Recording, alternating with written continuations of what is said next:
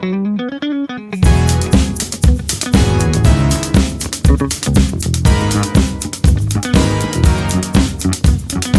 good morning, good afternoon, good evening in some parts of the world. Of course, we're here once again for another episode of Marites TV in UAE. And ngayon po, meron tayong special guests from different community. Right? So, let's introduce ourselves. On my right po, of course, is Sir Cancios. Daniel. Oh, yan. Tapos si Sir Romy. Ariel. Okay. Sabon po ba yun? Ito, hindi ko pa kilala to. Hindi kasi kasama ko siya palagi. Kami ang host. Of course, ako at si Rami, we're hosting this. So far, bukas po lalabas yung episode 8. So, abangan ninyo yung episode 8. Ngayon po, ang pag-uusapan natin is isa sa subject na maraming nakakaalam at marami pa rin hindi nakakaalam, which is yung ating networking.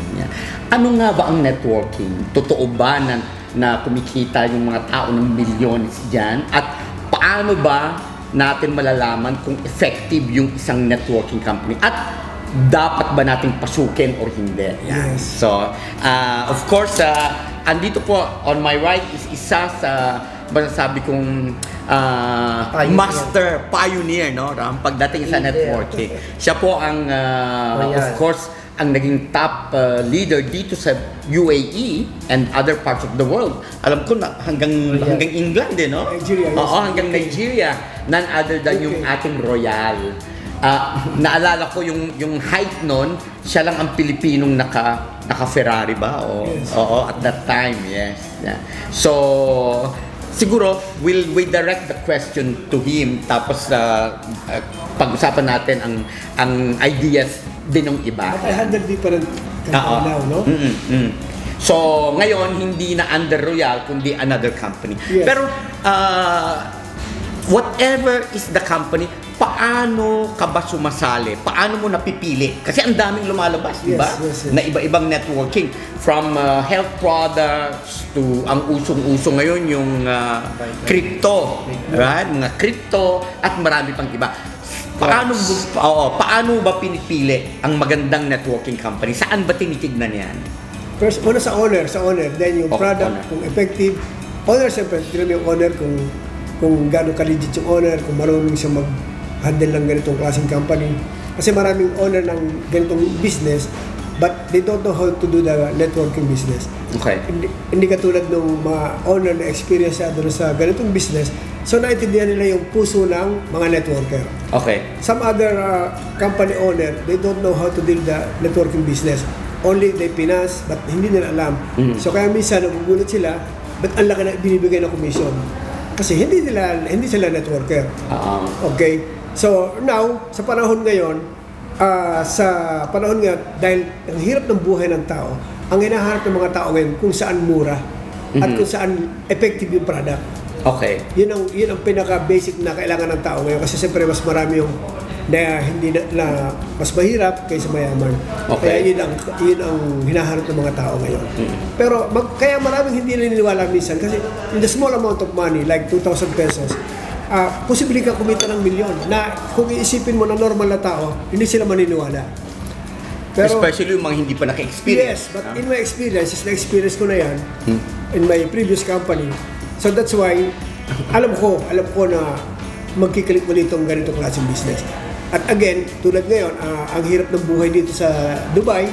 So, sigurado ako na maraming mag-join sa ganitong klaseng business as a part-time again. So, yun. Basta ang kailangan lang puso. Kailangan puso, hindi pera-pera lang. Okay. Di ba? Okay. Kailangan puso, hindi pera-pera lang. At saka, you have to try the product. Hindi yung sasali ka lang, tapos mag-waiting ka lang, hindi mo tatrabahuhin. At then, walang mangyayari. Kasi ba't hindi ako kumita? Sisisihin, yeah. Hindi ka kumita kasi hindi mo tinarbaho. Any company na hindi ka nagtrabaho, wala kang kita. Ako naniniwala din ako dyan kasi naging top earner din ako ng AIM Global.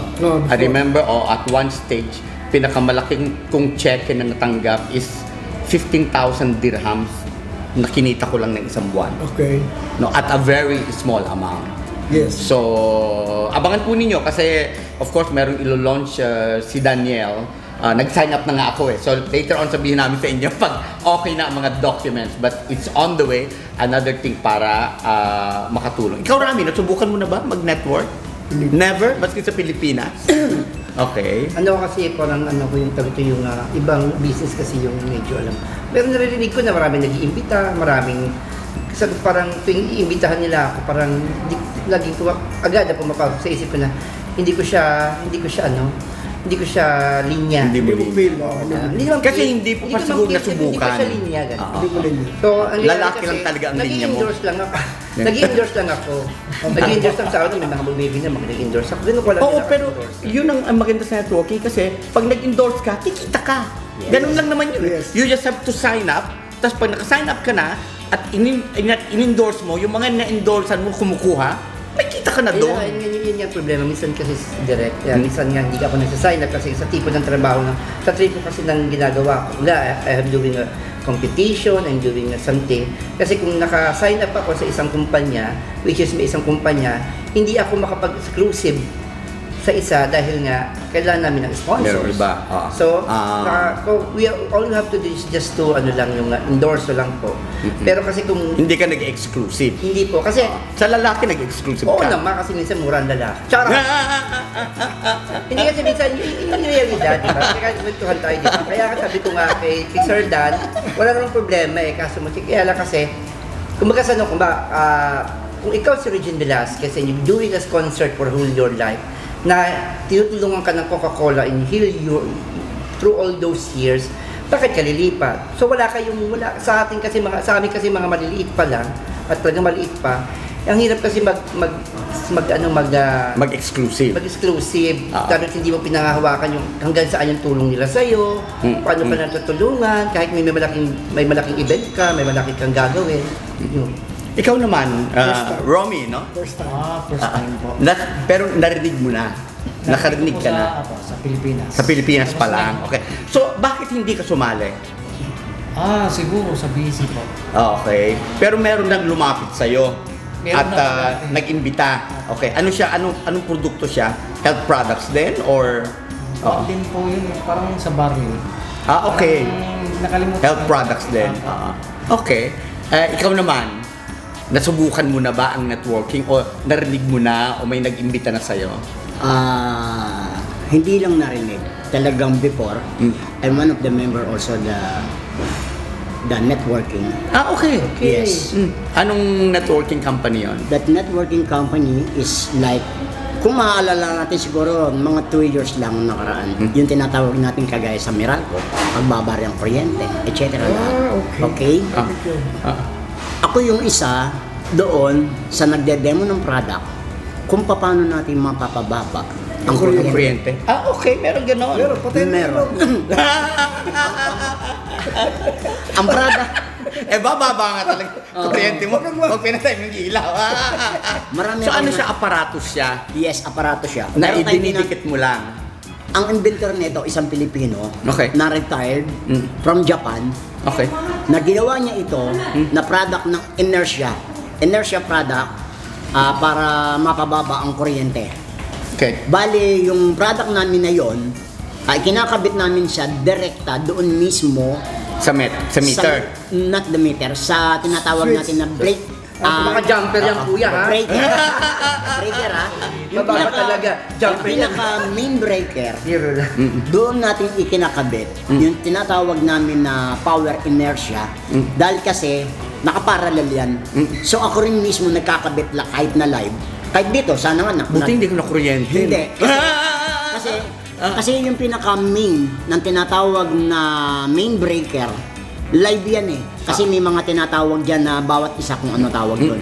Pero kahit na naka-live yan, pwede ko siya i-connect. Kasi alam ko naman yung gagawin ko eh. Alam ko kung paano ako makukuryente. Alam ko rin kung hindi.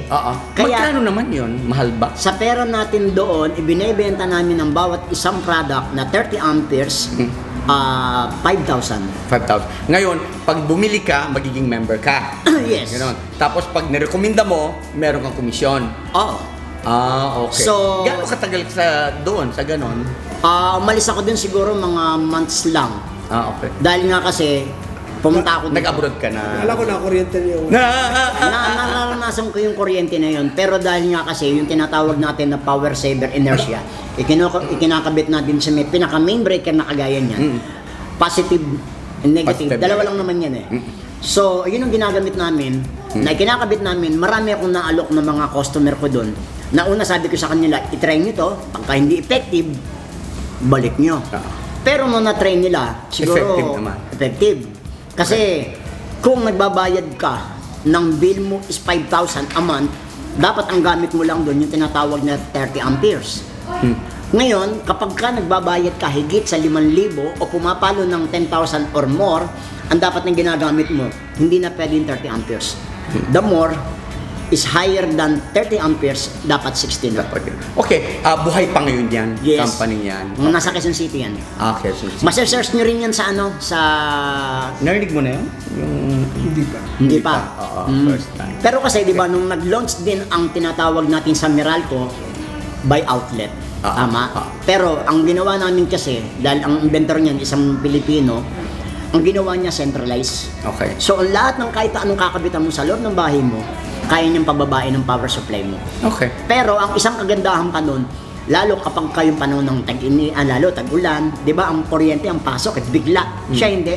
Meron siyang 5 seconds shot na bago pumasok sa iyo, mabablock na muna yun. Oh, parang power surge na tinatawag. Talagang power saver Pero na. ang maganda dyan, at least, is yung sistema ng networking. Sistema, yes.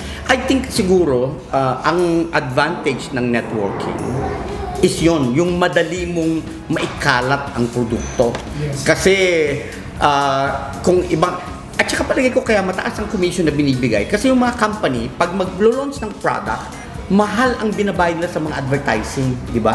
Unlike pag dinaan nila sa networking, diretso.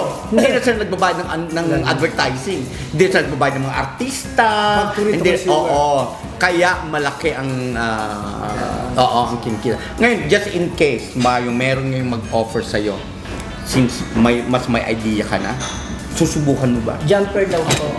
Sino mo kaya niya actually? Okay. Nag-sign up na? Okay. Ay, yun pala. Good luck. So sa atin, si Rami na lang ang hindi nagsa-sign up at saka si Sir. Nag-sign up ka na ba? Wala. Hindi pa. Ngayon Okay. kami nag-meet yan. Ngayon pala kayo nag-meet. Ako siguro, sabi ko nga, For example, expert iron, sir. Dati, hindi, bigay lang ito sa akin. Pero, bigay ng expert iron. si ano yan, si Ma'am Aliyah, Okay, alam mo si Aliyah. Ako nagpakilala dito kay Aliyah. kasi dumating ako rito because of expert iron.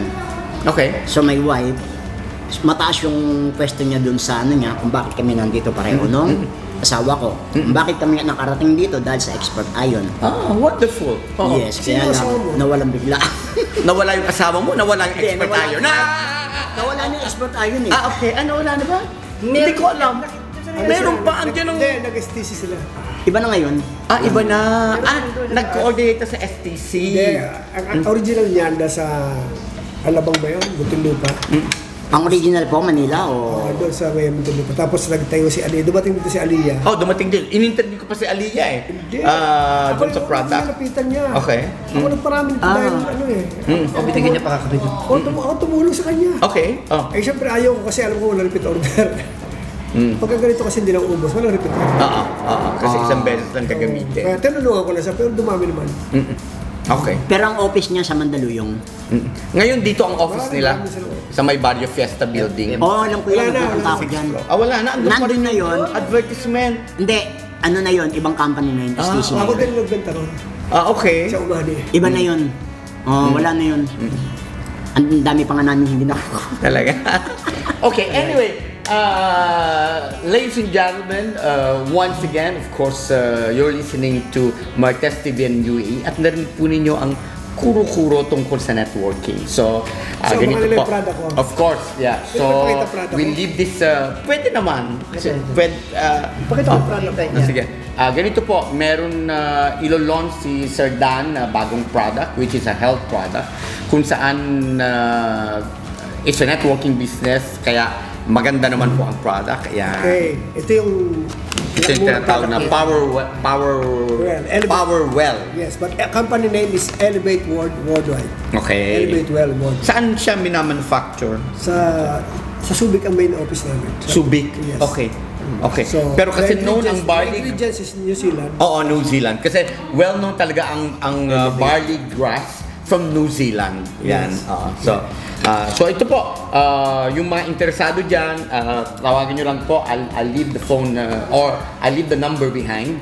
And of course, yung sa mga gusto pong mag-try at hindi pa nakatry ng networking business, I can assure you po, basta tratarbuhin ninyo, madaling kumita. So we'll see you on the next episode. Okay. And of course, thank you very much. Thank you. Once again, Martes TV in UAE. See you soon. Bye-bye. Bye.